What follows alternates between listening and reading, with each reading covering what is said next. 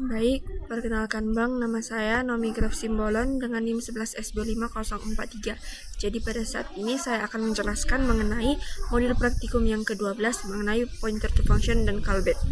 Jadi untuk latihan yang pertama itu, jadi di sini itu poin utamanya adalah memahami bahwa fungsi itu sama seperti variabel biasa yang juga memiliki alamat di memori. Jadi di sini kita belajar cara mendeklarasikan pointer yang khusus untuk menunjuk ke sebuah fungsi. Contohnya itu saat kita punya fungsi sapa pagi ini dan sapa malam. Jadi daripada memanggil fungsinya, kita menggunakan pointer bernama ini pointer sapa ini. Kemudian kelebihannya itu satu variabel pointer ini bisa kita ganti-ganti isinya. Sekarang menunjuk ke fungsi pagi, nanti bisa juga menunjuk ke fungsi malam.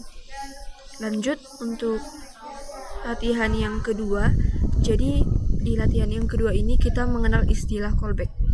Jadi konsepnya kita mengirimkan sebuah fungsi sebagai argumen ke fungsi lainnya.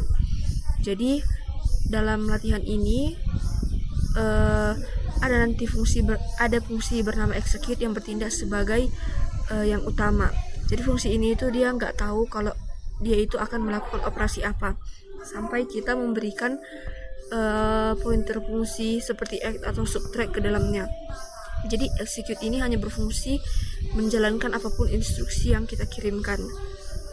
Inilah yang disebut juga dengan pendekatan callback, di mana eksekusi programnya itu bisa berpindah-pindah melalui alamat fungsi. Kemudian untuk tugas yang pertama itu, jadi di tugas yang pertama ini kita ditantang untuk membuat kalkulator tanpa menggunakan if else atau switch case yang panjang. Jadi disinilah kita gunakan array of function pointer. Jadi kita kumpulkan fungsi tambah kali bagi kurang ke dalam deret array. Jadi saat user nanti memasukkan pilihan menu, misalnya menu nomor 2 itu menu perkalian. Jadi program ini nanti tidak perlu mengecek satu-satu dengan if. Programnya cukup memanggil indeks kedua dari array tersebut untuk mengeksekusi fungsi yang sesuai. Kemudian untuk yang terakhir, tugas 2. Jadi di tugas 2 ini kita menerapkan callback untuk sistem penyaringan atau filter data array. Jadi kita membuat fungsi umum bernama filter array. Jadi tugas dari fungsi itu hanya melakukan perulangan pada data. Namun kriteria penyaringannya itu apakah itu mencari angka genap, ganjil, atau bilangan positif. Terus dipisahkan ke dalam fungsi-fungsi kecil seperti is genap atau is positif. Jadi saat filter array-nya ini berjalan, dia akan